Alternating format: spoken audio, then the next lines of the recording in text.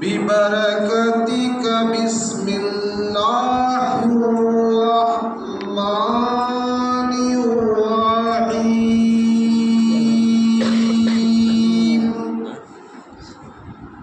يا أيها الذين آمنوا إذا نودي للصلاة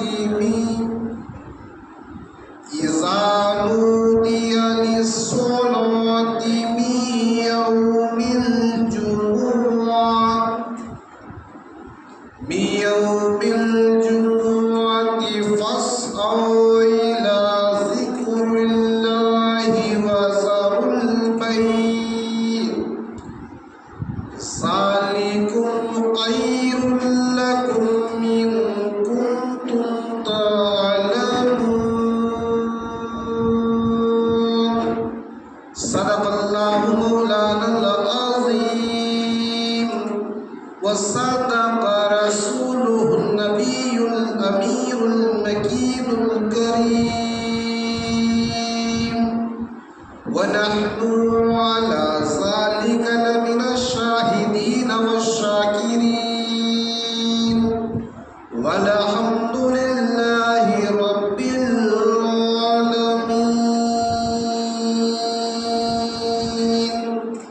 إن الله وملائكته يصلون على النبي يا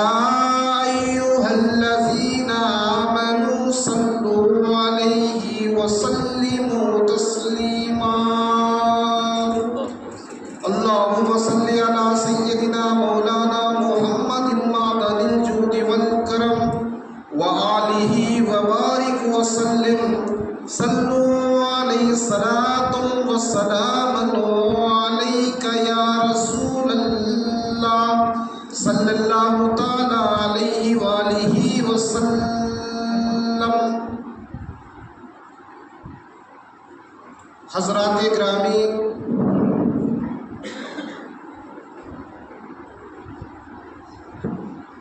معزز سامعین اکرام، سامعین عزام، قابل قدر بزرگوں، ہم عمر ساتھیوں، خطبہ مسنونہ کے بعد قرآن مقدسہ کی مشہور و معروف آیت میں نے تلاوت کرنے کا شرف حاصل کیا ہوں۔ سورۃ الجمعہ کی پہلی آیت آپ حضرات کے سامنے تلاوت کا شرف حاصل کیا ہوں۔ انشاءاللہ تعالی آج کے اس بزم مقدس میں ہم اس آیت کریمہ اور دیگر امور پر روشنی ڈالنے کی سعادت حاصل کریں گے۔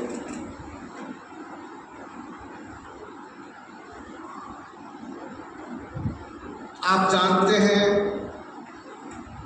کہ آج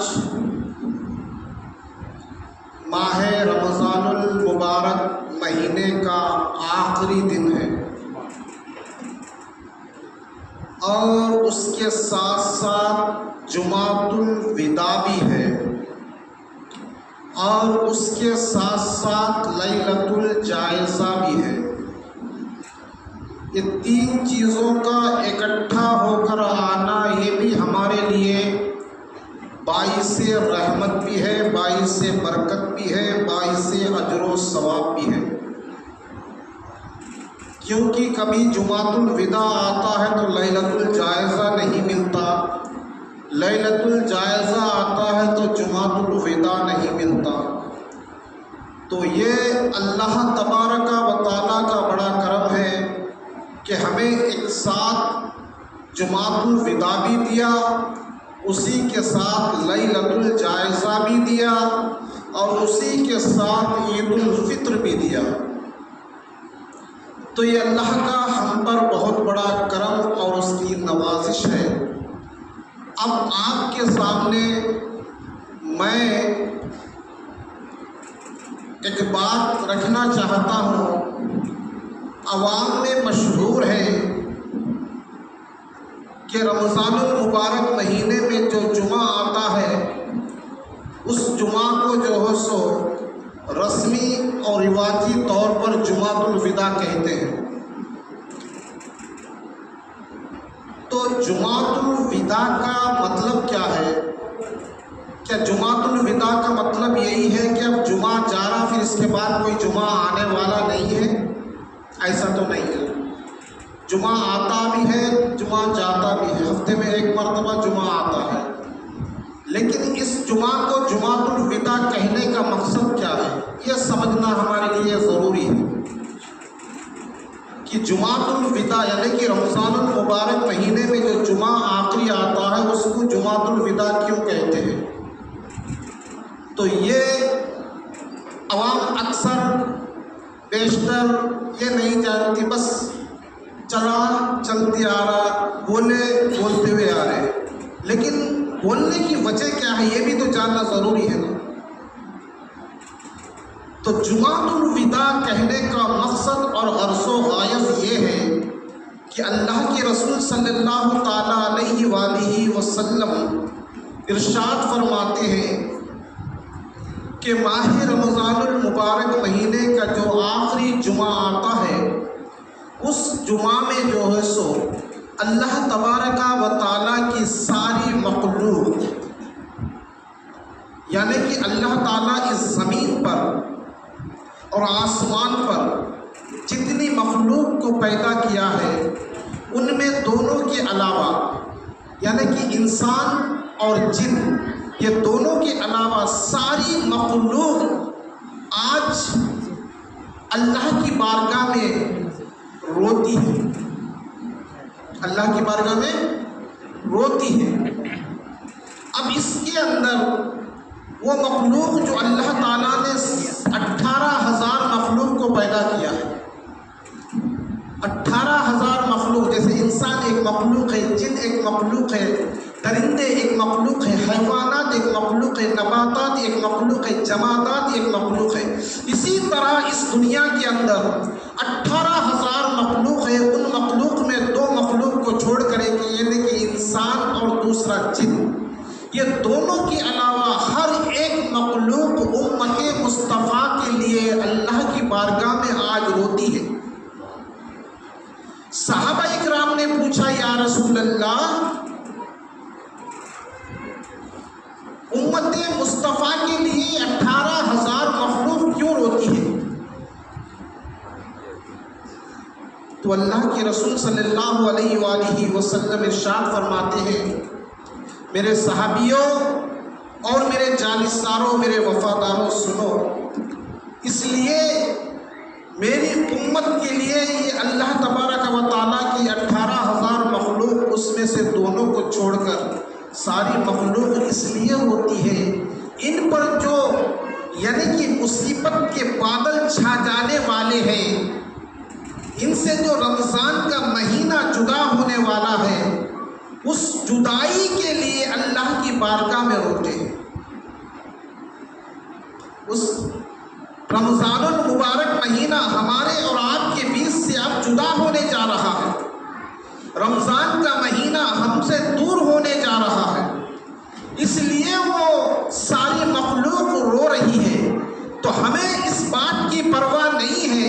ہمیں اس بات کی غرض و غایت بھی نہیں ہے کہ ہم سے رمضان کا مہینہ جدا ہو رہا ہے، ہمیں اس سے کوئی لینا دینا ہے نہیں، ہمیں اس سے کوئی مطلب نہیں، لیکن جو مطلب جاننے والے ہیں، جو مطلب کو سمجھنے والے ہیں، وہ اللہ کی بارگاہ میں رو رہے ہیں کہ اے اللہ اب رمضان کا مہینہ تیرے حبیب کے امت سے جدا ہونے جا رہا ہے، اس جدائی سے تیرے محبوب کی امت غم زدوں کے اوپر ایک مصیبت کا پہاڑ ٹوٹنے والا ہے، کیونکہ رمضان کا وہ مہینہ تھا جو ہر وقت عبادت کے لمحات کو جو سو مالا مال کیا کرتا تھا، اس کے اندر جو سحر ہوتی تھی وہ سحر بھی عبادت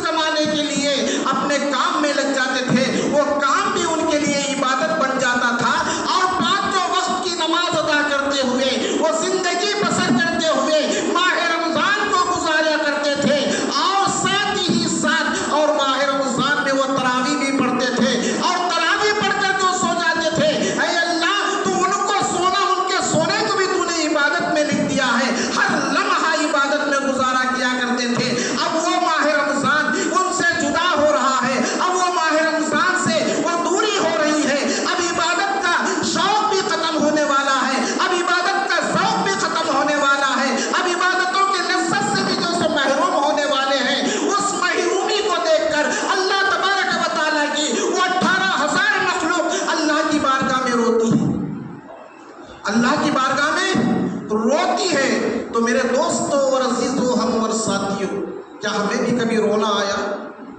کہ ماہ رمضان ہم سے جدا ہونے جا رہا ہے، ماہ رمضان ہم سے دور ہونے جا رہا ہے؟ ہم نے کبھی رویا اس کے لیے؟ نہیں رویا۔ لیکن سنو، میرے آقا صلی اللہ تعالیٰ علیہ وآلہ وسلم ارشاد فرماتے ہیں، جامع ترمذی شریف کی حدیث پاک ہے، جلد اول ہے، صفحہ 352 ہے، فضائل رمضان ہے۔ حضرت ابو ہریرہ رضی اللہ تعالیٰ عنہ ارشاد فرماتے، سمیعت رسول اللہ صلی اللہ تعالیٰ علیہ وآلہ وسلم، میں نے اللہ کے رسول صلی اللہ علیہ وآلہ وسلم سے سنا، اللہ کے رسول صلی اللہ علیہ وآلہ وسلم ارشاد فرماتے ہیں، اگر میرا کوئی امتی رمضان کے آنے سے خوشی مناتا ہے،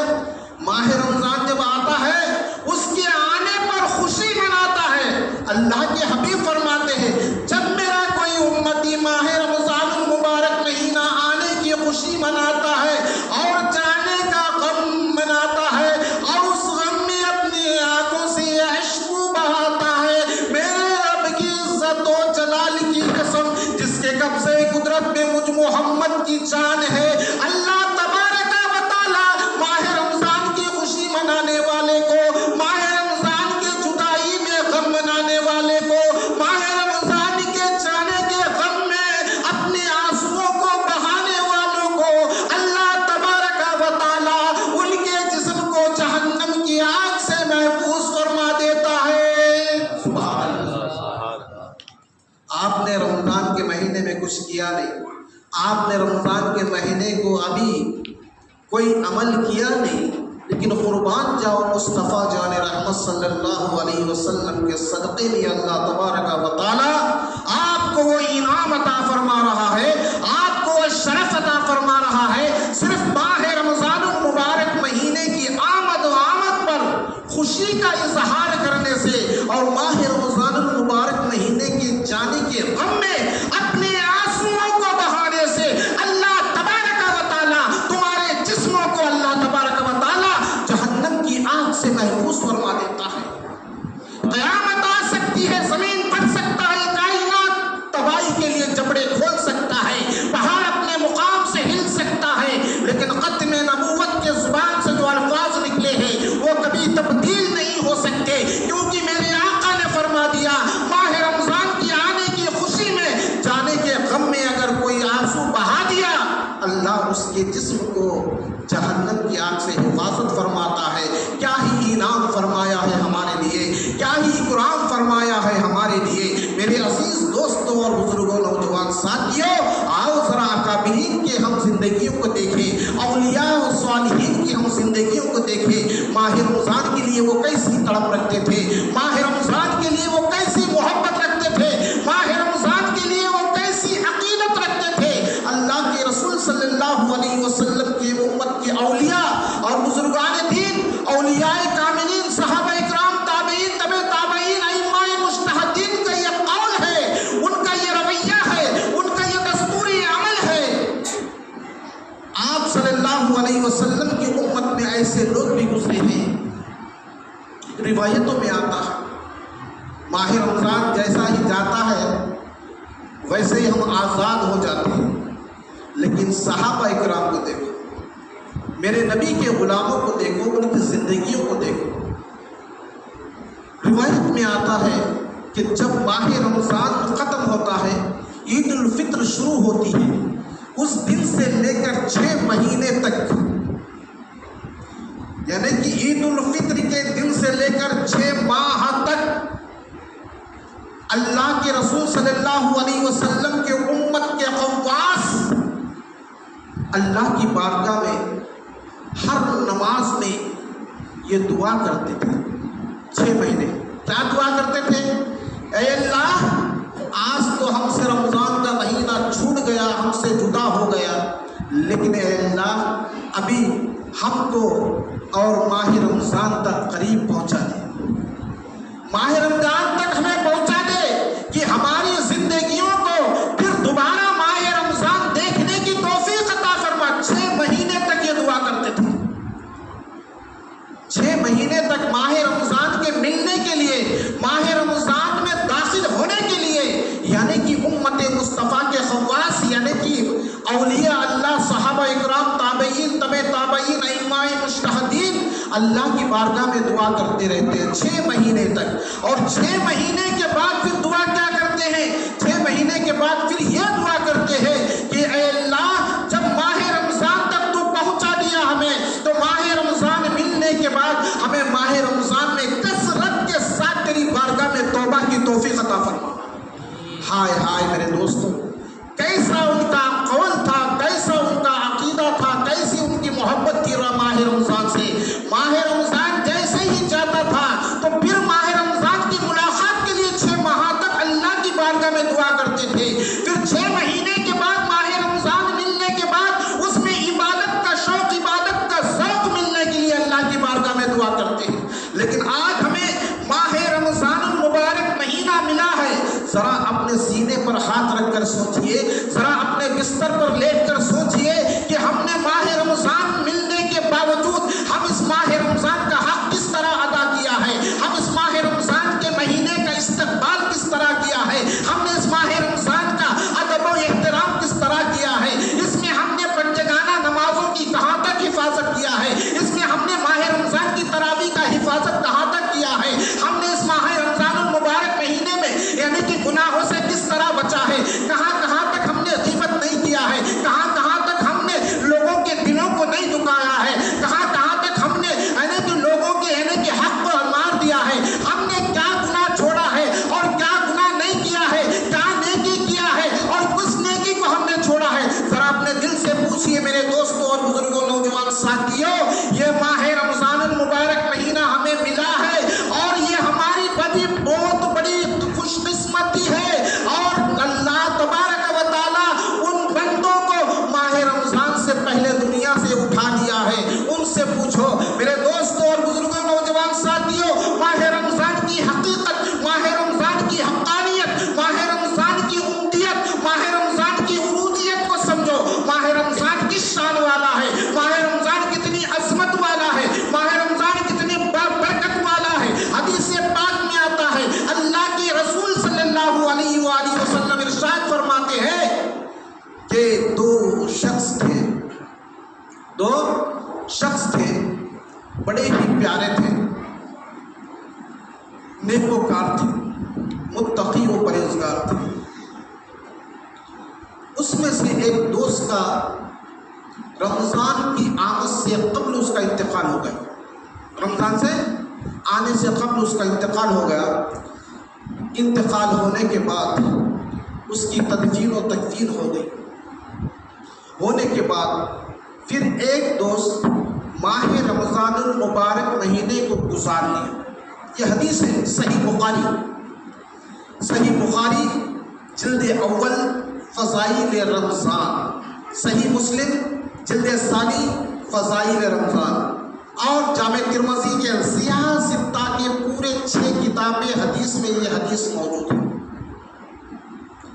تو جب دوسرے شخص کے انتقال ماہ رمضان المبارک مہینہ اسے مل گیا، پھر اس کے بعد اس کا انتقال ہو گیا۔ انتقال ہونے کے بعد اللہ کے رسول صلی اللہ تعالیٰ علیہ وآلہ وسلم ارشاد فرماتے ہیں، جب یہ دونوں کو جو ہے سو جنت میں بھیجا جا رہا قیامت کے روز، جو ماہ رمضان سے قبل انتقال ہوا اسے جنت میں حکم ہو گیا تو جنت میں چلا جا، تو جنت کے پاس گیا، جنت کے دروازے کے سامنے کھڑا ہو گیا، دروغہ جنت حضرت رضوان علیہ السلام بولے ٹھہر جا، روک دو اسے، جو آ رہا پیچھے سے اسے جنت میں بھیجو۔ تو وہ شخص کہنے لگا، اے دروغہ جنت، اے رضوان، اللہ تعالیٰ نے مجھے پہلے جنت میں جانے کا حکم دیا ہے، اور جو میرے بعد جس کو حکم ملا ہے اس کو تم پہلے جنت میں بھیج رہے اور مجھے بعد میں جنت میں بھیج رہے، اس کی کیا وجہ؟ تو مالک جنت حضرت رضوان فرماتے ہیں، اے شخص تجھے پتہ نہیں یہ شخص رمضان کو پا لیا ہے اور رمضان میں کثرت سے عبادت کیا ہے اور رمضان کا خوب ادب و احترام کر کے یہ دنیا سے جو ہے سو واپس پلٹ کر آخرت کی طرف آیا ہے، لیکن اللہ نے مجھے وہ توفیق نہیں دیا جس کو رمضان میسر ہوئے، تو رمضان سے پہلے تیرا انتقال ہوا ہے، اب تیرے اور اس کے جنت میں جانے کا فاصلہ اتنا ہے، یہ تیرے سے 500 سال پہلے جنت میں جائے گا اور اس کے جانے کے 500 سال بعد تو جنت میں جائے گا۔ میرے دوستوں اور عزیزوں، ہم اور ساتھیوں، حدیث کو سمجھے کہ نہیں سمجھے پتہ نہیں، لیکن یہاں سے یہ معلوم ہو رہا کہ جس نے رمضان گزار کر دنیا سے جاتا ہے، اللہ تعالیٰ رمضان سے پہلے مرنے والے سے 500 سال پہلے جنت میں جاتا ہے۔ یہ رمضان کی شان ہے، یہ رمضان کی عظمت ہے، یہ رمضان کی برکت ہے۔ میرے دوستوں اور عزیزوں، ہم اور ساتھیوں، ماہ رمضان جسے ملا ہے وہ بڑا ہی قسمت والا ہے، اور ماہ رمضان ملنے کے بعد اور اس کا نہ ادب کیا، نہ احترام کیا، نہ اس کے حقوق ادا کیا، وہ دنیا کا سب سے بڑا بدبخت انسان ہے، وہ سب سے بڑا دنیا کا رسوا و ذلیل انسان ہے۔ اللہ کے رسول صلی اللہ علیہ وسلم فرماتے ہیں، میرے امت کا سب سے بڑا شقی اگر کوئی ہے وہ ماہ رمضان ملنے کے باوجود اس نے ماہ رمضان کے حقوق کو ادا نہیں کیا ہے۔ قیامت کے دن پوچھ ہوگی، قیامت کے روز تم سے پوچھ ہوگی، میں نے ماہ رمضان تجھے دیا ہے، ماہ رمضان تجھے عطا کیا ہے، اور تو نے ماہ رمضان میں مجھ سے کیا طلب کیا ہے، ماہ رمضان میں مجھ سے کیا حاصل کیا ہے، ماہ رمضان میں تو نے میری عبادت کیسے کیا ہے، ماہ رمضان کو تو نے رخصت کیسے کیا ہے، یہ ساری چیزیں ہم سے پوچھے جائیں گی۔ میرے عزیز دوستوں اور بزرگوں، نوجوان ساتھیوں، صرف الوداع کا جمعہ آنے سے جو ہو سو رسمی اور رواجی طور پر ہم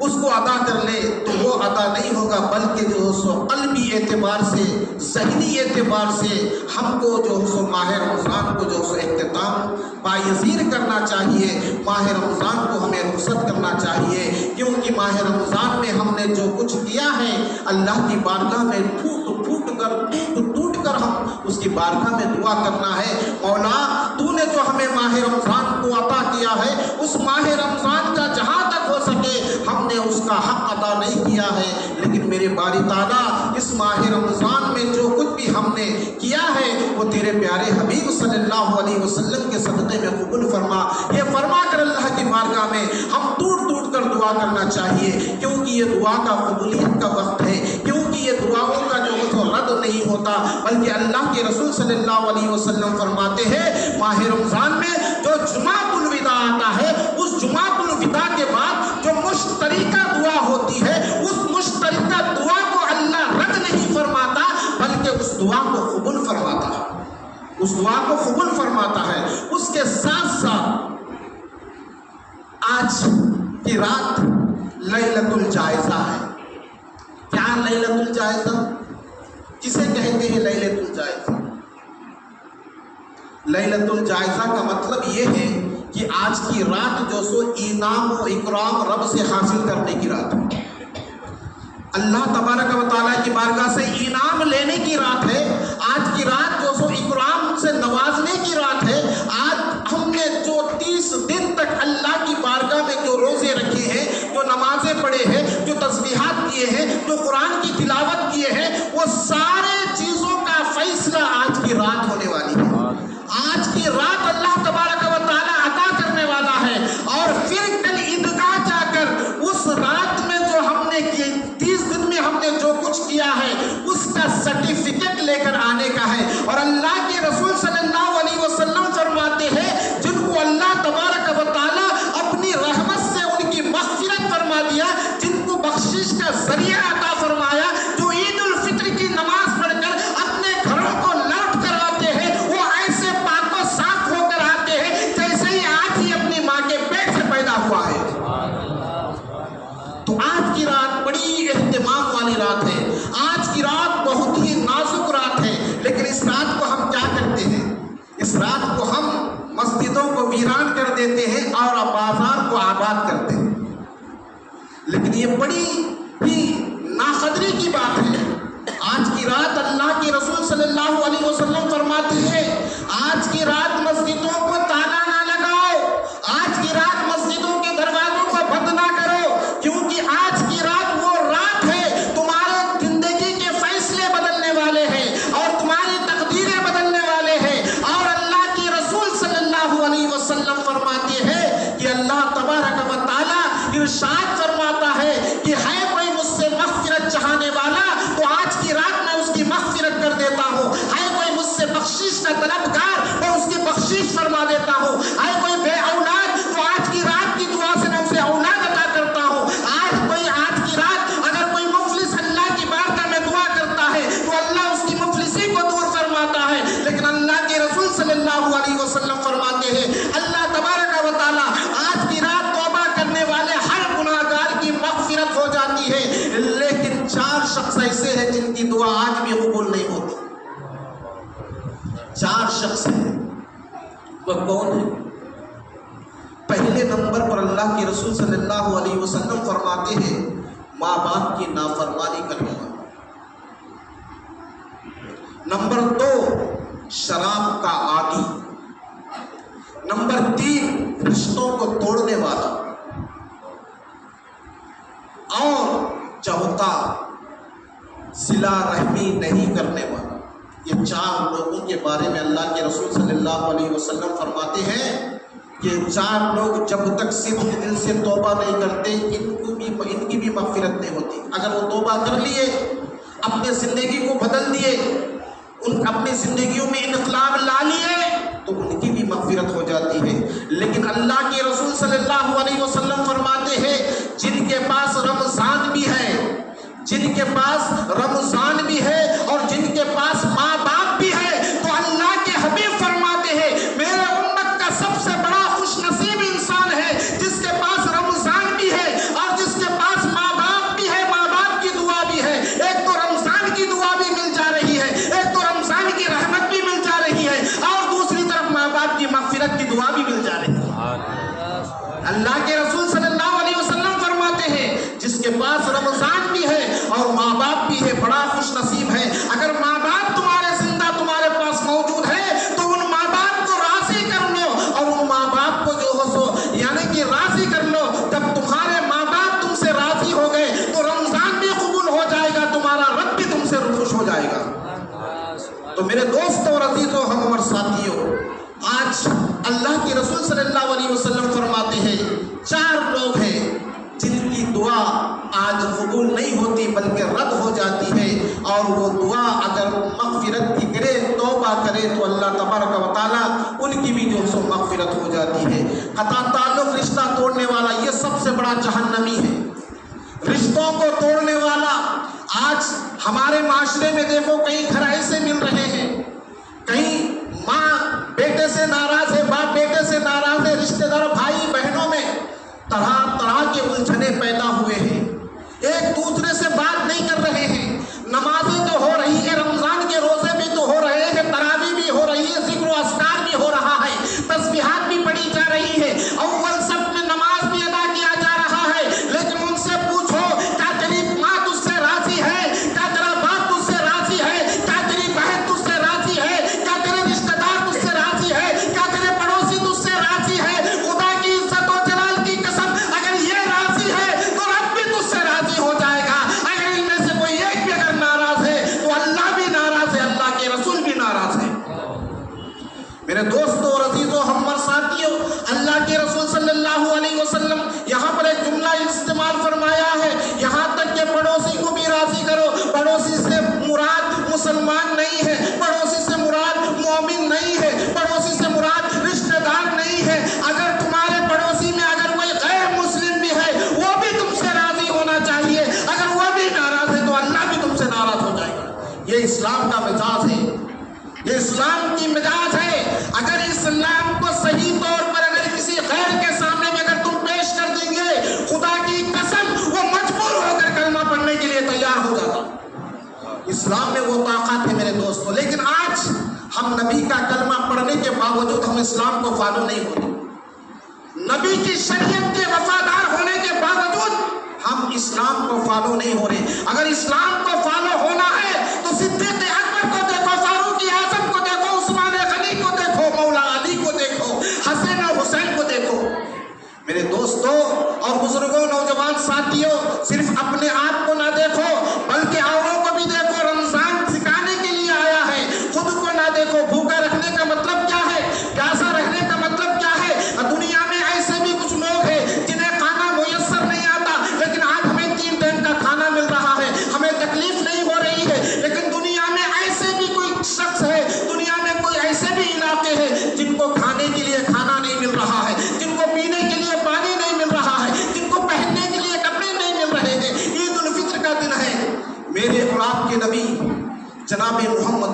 اللہ صلی اللہ علیہ وسلم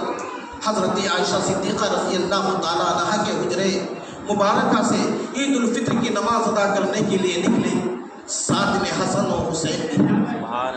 ساتھ میں حسن و حسین بھی ہیں. اور اس حدیث کے راوی حضرت انس ابن مالک رضی اللہ تعالیٰ عنہ جب اللہ کے رسول صلی اللہ علیہ وسلم عیدگاہ تشریف لے جا رہے، مدینے کے گلیوں میں چند بچے کھیل رہے ہیں اور انہی میں سے ایک بچہ سڑک کے کنارے بیٹھ کر رو رہا ہے. تو نبوت والی نگاہ میرے مصطفیٰ نے اس بچے کے اوپر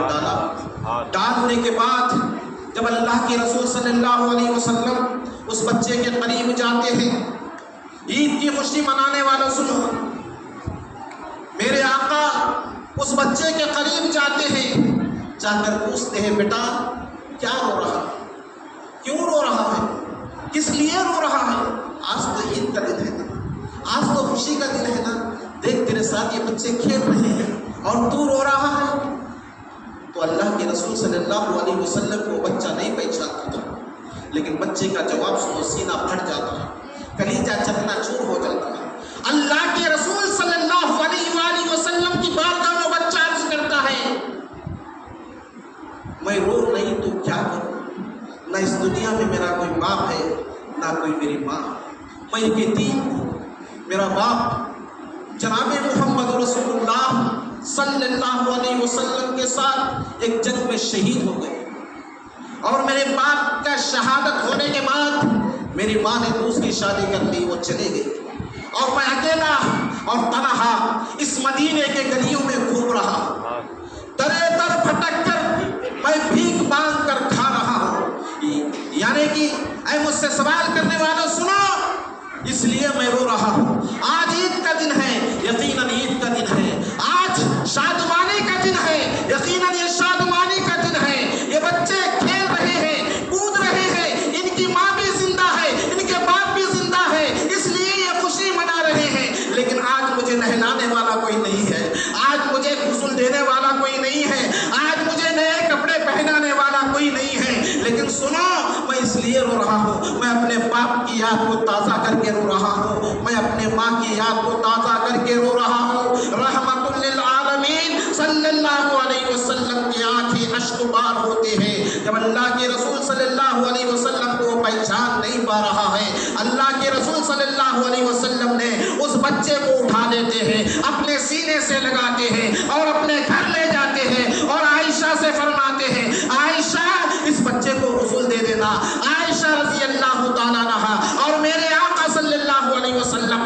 دونوں مل کر اس بچے کو غسل دیتے ہیں اور امام حسن امام حسین کے نئے کپڑوں کو اتار کر اس بچے کو پہناتے ہیں اور اس بچے کو باہر لاتے ہیں اور باہر لا کر وہ بچے کو اپنے کندھوں پر بٹھاتے ہیں. امام حسن کو امام حسین کو پیدل عیدگاہ لے جاتے ہیں، امام حسن امام حسین کو پیدل لے جاتے ہیں اور اس بچے کو اپنے کندھوں پر بٹھا کر عیدگاہ لے جاتے ہیں. جن بچے دیکھ کر یعنی کہ اس بچے کو چڑھایا کرتے تھے، ان بچوں کو جو یعنی کہ حقیر نظروں سے دیکھا کرتے تھے، وہی بچے رشتے کنا ہو کر عرض کرتے ہیں اے اللہ اس بچے کی بھی کیا خوش قسمت ہے کہ اس نے نبی کے کندھوں پر سوار ہوا ہے. کاش ہمارے ماں باپ بھی جنگ میں شہید ہوتے، آج ہمیں بھی یہ موقع مل جاتا. میرے دوستوں اور بزرگوں، نوجوان ساتھیوں، یہ ہے میرے مصطفیٰ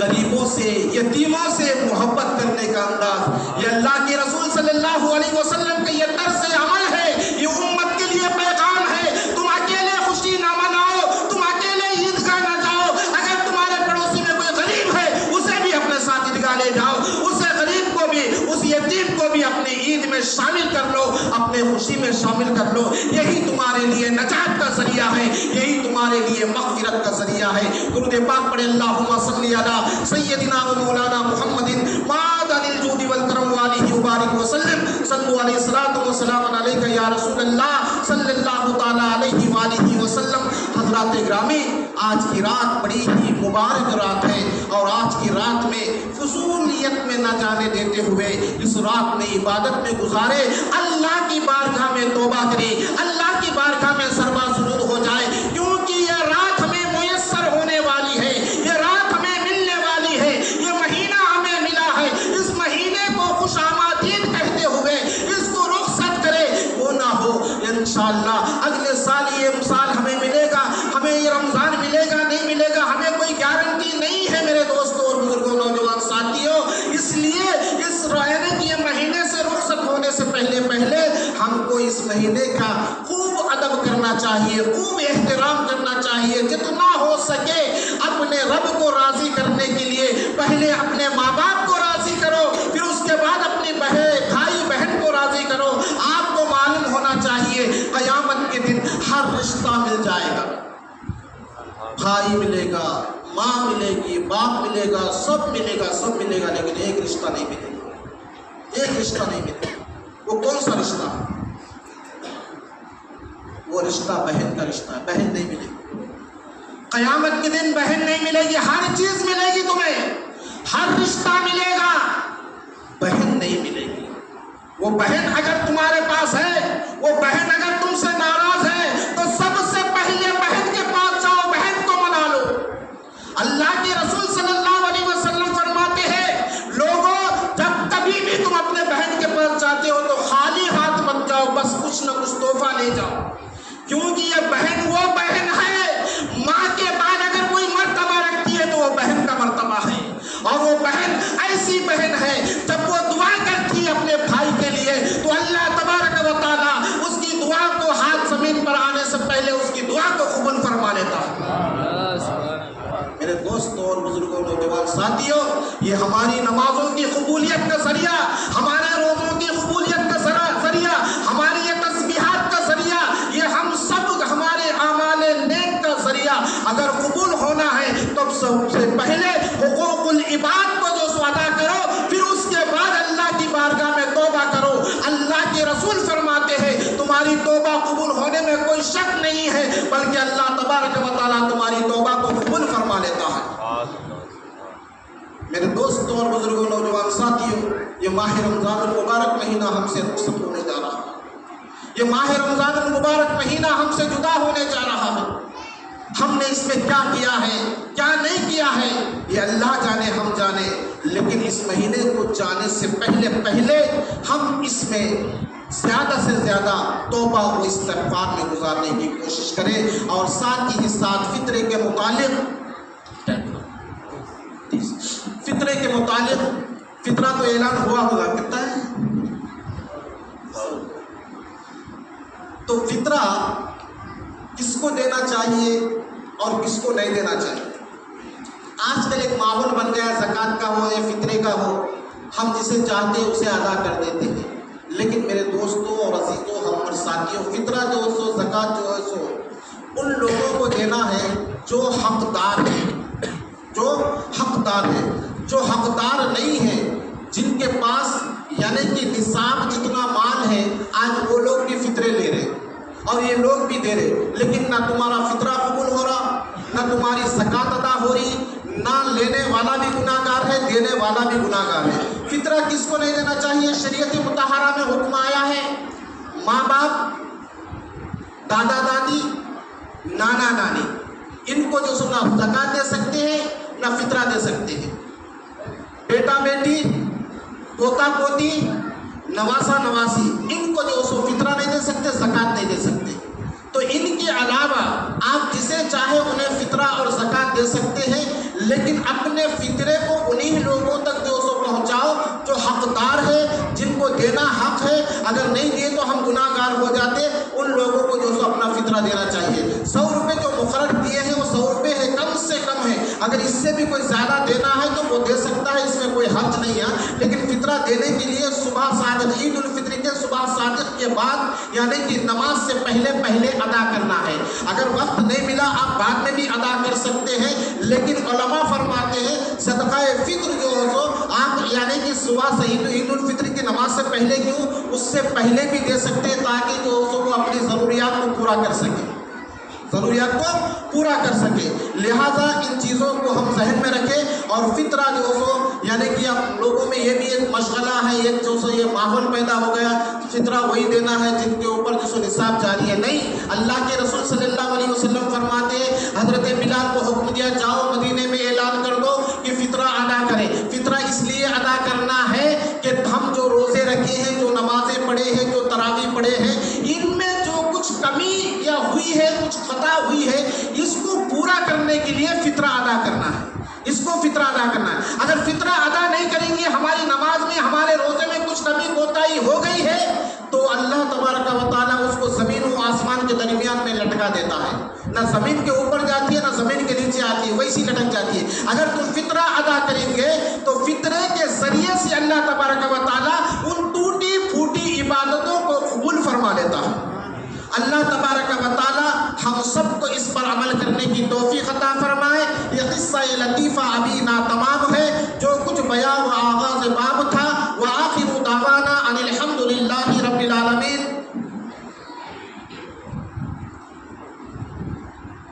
خطیب عیدگاہ میں عید الفطر کی نماز ٹھیک 9:30 بجے ہوگی،